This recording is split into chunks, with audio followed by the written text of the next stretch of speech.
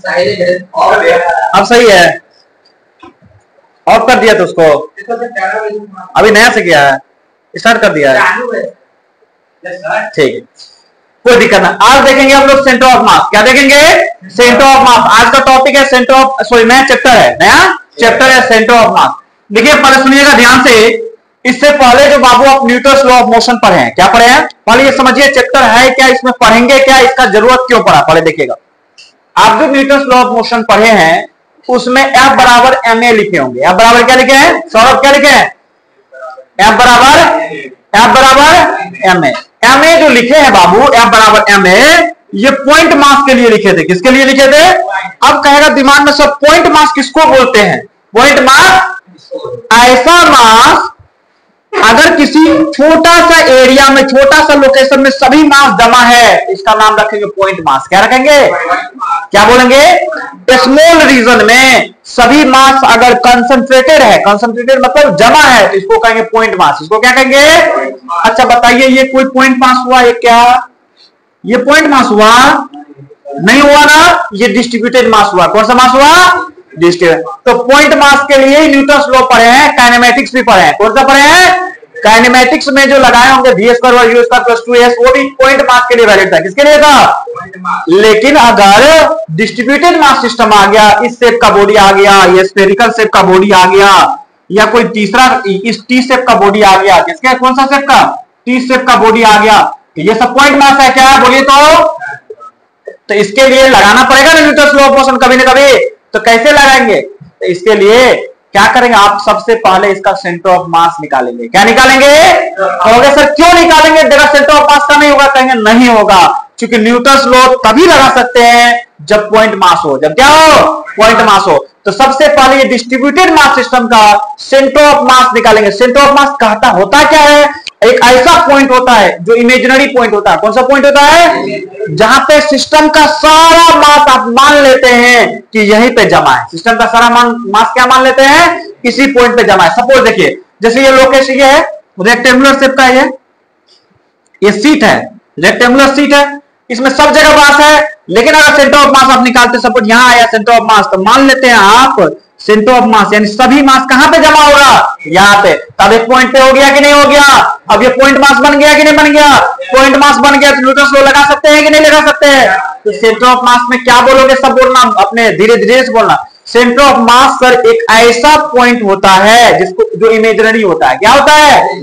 एक ऐसा imaginary point, एक ऐसा इमेजिनरी पॉइंट जहां सिस्टम का सारा मास जमा, मान लेते हैं कि जमा है, मान लेते हैं क्या है, लेकिन एक्चुअल में ऐसा कोई सीन होता है?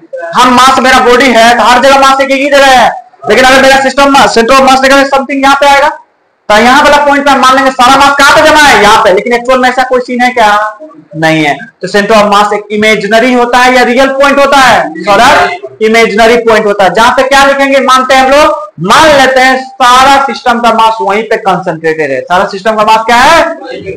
तो centre of mass is a point where all the mass of system assumed to be concentrated, assumed to be concentrated। लिखे क्या? पहले सुनिएगा, सेंटर ऑफ मास क्या होता है? कैसा पॉइंट होता है? Centre of mass is a point where whole mass of the system assumed to be concentrated। देखिएगा, आप लिखिएगा नहीं, centre of mass, centre of mass is the point, is the an imaginary point, is the an imaginary point where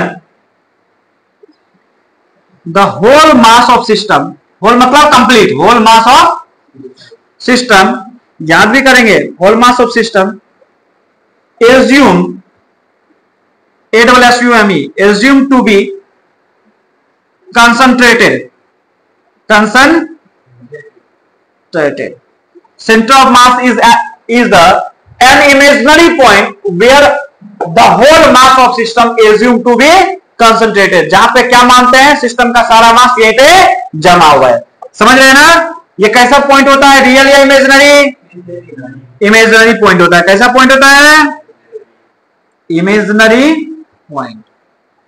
और ये centre of मास, एक और important बात, centre of mass body के अंदर भी हो सकता है, बॉडी के जहां सेंटर ऑफ मास प्रेजेंट है वहां पे मास हो भी सकता है और नहीं भी। जैसे समझिए एक रिंग है बाबू, एक रिंग है, इस शेप का रिंग है, इसका सेंटर ऑफ मास बीच में आएगा, कहां पे आएगा, लेकिन वहां पे कोई मास है क्या, नहीं है। जैसे आप रिंग पहनते हो उसका सेंटर ऑफ मास बीच में आएगा सेंटर पे, लेकिन क्या वहां पे मास है, नहीं है। तो सेंटर ऑफ मास बॉडी के अंदर भी हो सकता है और बॉडी के बाहर भी हो सकता है। तो centre of mass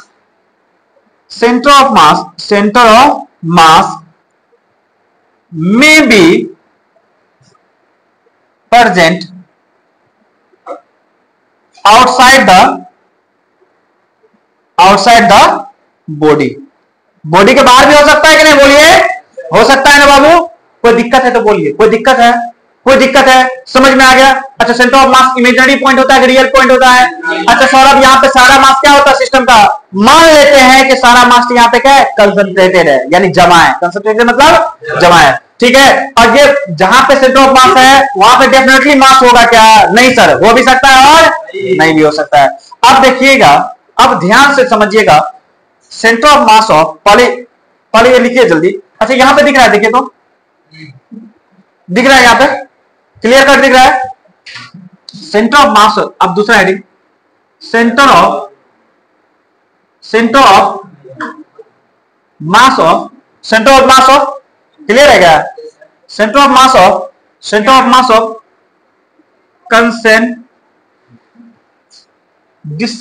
discrete system. किसका सेंटर ऑफ मास देख रहे हैं, centre of mass of discrete system. Centre of mass of discrete क्या होता है, डिस्क्रीट क्या होता है बताओ। डिस्क्रीट मतलब होता है, मतलब छोटा छोटा पार्ट में ब्रेक हुआ हुआ, छोटा छोटा पार्ट में। जैसे मान लो एक बड़ा मास का बॉडी, इसको छोटा छोटा पार्ट में ब्रेक कर देंगे, इसको छोटा छोटा पॉइंट मास में ब्रेक कर देंगे, तो डिस्क्रीट हो जाएगा कि नहीं हो जाएगा। डिस्क्रीट मतलब कॉन्टिन्यूअस नहीं होता, डिस्क्रीट मतलब टूटा टूटा। डिस्क्रीट मतलब क्या होता है, जैसे समझिए एक मास यहाँ पे, एक मास यहाँ पे, एक मास यहाँ पे, ये डिस्ट्रीब्यूटेड मास है कि डिस्ट्रीब्यूशन मास है कि क्या है, डिस्क्रीट मास है। अरे इसको डिस्क्रीट मास बोलेंगे जी, क्या बोलेंगे, अलग अलग जगह पे है, अलग अलग। डिस्क्रीट का मतलब होता है टूटा टूटा। डिस्क्रीट का मतलब क्या होता है, अलग अलग पॉइंट पे पॉइंट मास रखा है उसके लिए। जैसे देखिए ध्यान से देखिएगा बाबू, बढ़िया से देखिएगा। जैसे मान लेते हैं ये क्या है, ये y एक्सिस है, कौन सा है, ये x एक्सिस है। इधर देखिए बाबू, एक मास यहाँ पे है, देख रहे हैं प्रियांशु, एक मास कहां पे है, यहाँ पे। एक मास कहां पे प्रियांशु, यहाँ पे M2। एक मास कहां पे है, M3। तो यहां ओरिजिन से एक का लोकेशन है R1 पे, कितना पे है, दूसरा का R2 पे, दूसरा का वेक्टर फॉर्म में, तीसरा का क्या है R3 पे, तीसरा कितना पे है, R3 पे, कहां पे है। तो अगर आपको इसका बोलेंगे सेंटर ऑफ मास निकालिए, तीनों अलग अलग मास है कि नहीं है, तो यहाँ है, क्या इसका सेंटर ऑफ मास कहीं ना कहीं होगा कि नहीं होगा। तो इसका सेंटर ऑफ मास निकालना होगा, RCOM फॉर्मूला, तो क्या लिखेंगे, M1 R1, M1 और प्लस M2 और R2 प्लस M3 और R3। अब बाय 3 है तो 3 लिखे। अब बाय नीचे में total mass M1 plus M2 plus M3। Clear है बाबू, तो बोलिए सर क्लियर है, क्लियर है कि नहीं क्लियर है। अगर 4 रहता तो 4 लिखते हैं, M1 M4 और R4, समझ रहे। 5 रहता तो M5 और R5। अब नीचे में क्या लगता है, सबको ऐड करते। क्लियर है कि नहीं क्लियर है। इसमें सिर्फ इतना समझिए, सेंटर ऑफ मास एक ऐसा पॉइंट होता है जो इमेजिनरी होता है, जहां पे बॉडी का सारा मास हम मान लेते हैं यहाँ पे जमा है, लेकिन एक्चुअल में ऐसा कुछ, ये ऐसा क्यों करते हैं, क्यों जरूरत पड़ा सेंटर ऑफ मास का।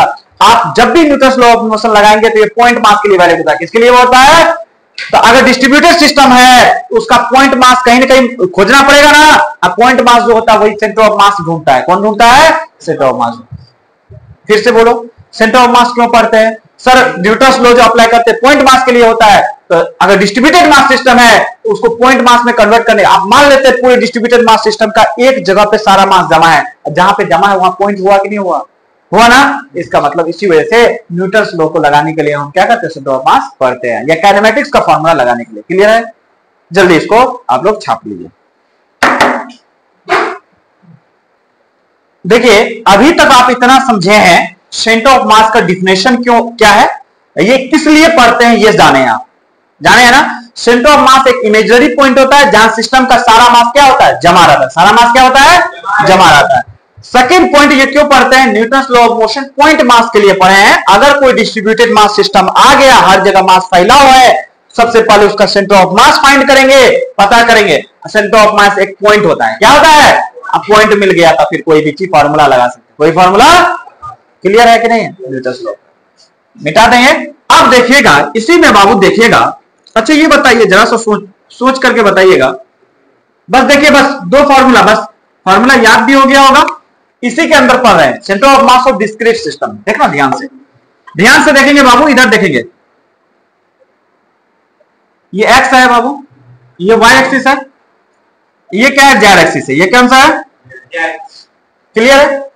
हालांकि हम यहां पे दो ही एक्सिस दिखा सकते हैं बोर्ड पे, कितना एक्सिस दिखा सकते हैं, दो ही एक्सिस, तो तीसरा एक्सिस नहीं बनाते, आप समझ लेना। तीन एक्सिस के लिए भी कुछ इसी तरह होगा जैसे हम दो एक्सिस के लिए करेंगे, समझ रहे हैं ना। तो मान लेते हैं एक पॉइंट, सुनना ध्यान से प्रियांशु, ये M1 है, ये बाबू M2 है, ये M3 है बाबू, जैसे वहां पे लिखे, इसका नाम M4 है, इसका नाम M3 यहां पे है, इसका नाम M4 है।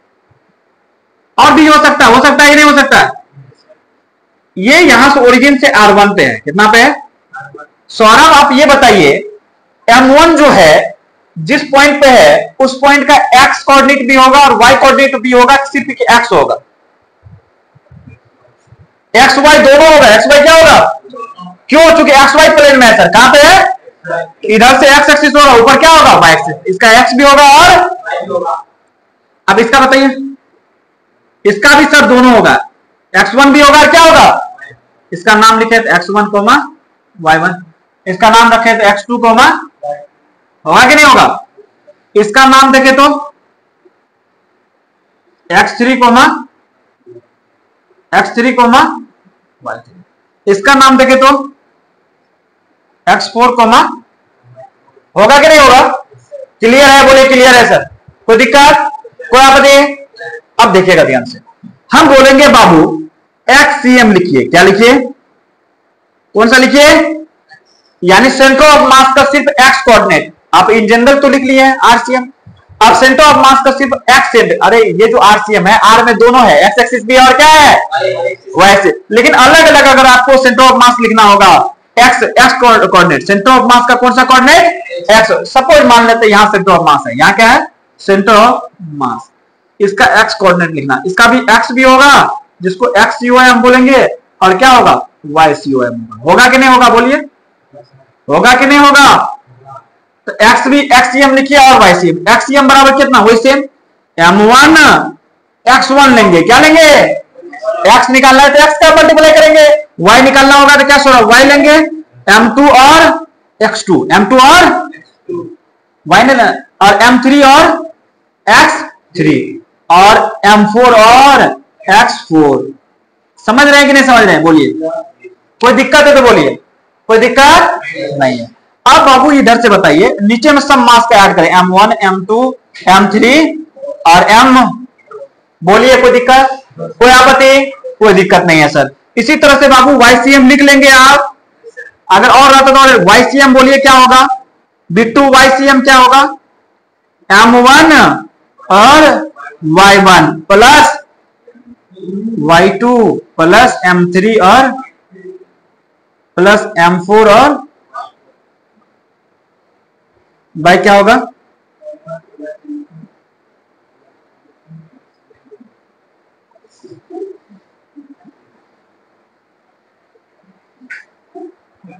क्लियर है, बोलिए क्लियर है कि नहीं, ओके। अब क्या होगा बाबू, ध्यान से सुना,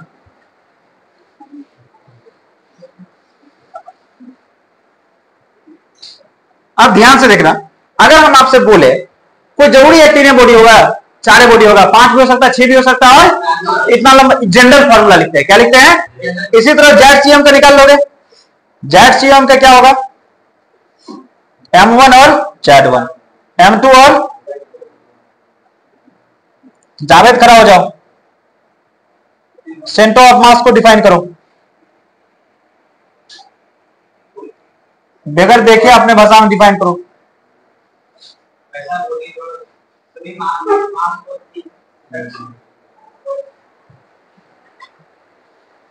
खड़ा होकर डिफाइन करो।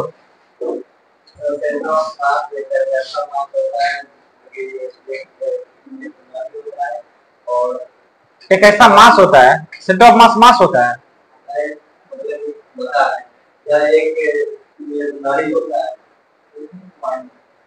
अरे रो उठ जाओ।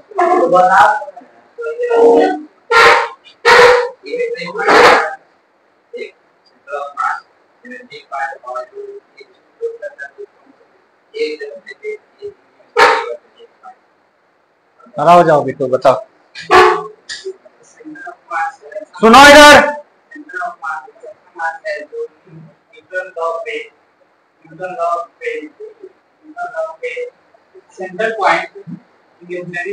खड़ा हो जाइए।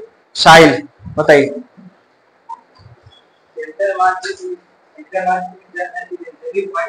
सेंटर ऑफ मास एक इमेजिनरी पॉइंट है, उसके बाद मास नहीं है, इमेजिनरी पॉइंट है। ओके ओके,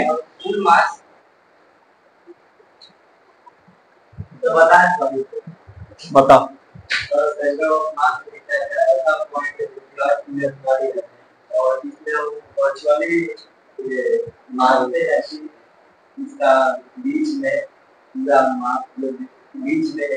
सुनो अब हम समझाते, फिर से देखना, दिमाग को लौट देना।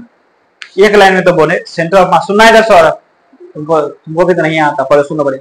सेंटर ऑफ मास एक इमेजिनरी पॉइंट होता है। सेंटर ऑफ मास जहां पे सिस्टम का सारा मास हम मान लेते हैं कि यहीं पे जमा है। सेंटर ऑफ मास एक इमेजिनरी पॉइंट होता है जहां पे सिस्टम का सारा मास हम मान लेते हैं कि यहीं पे है।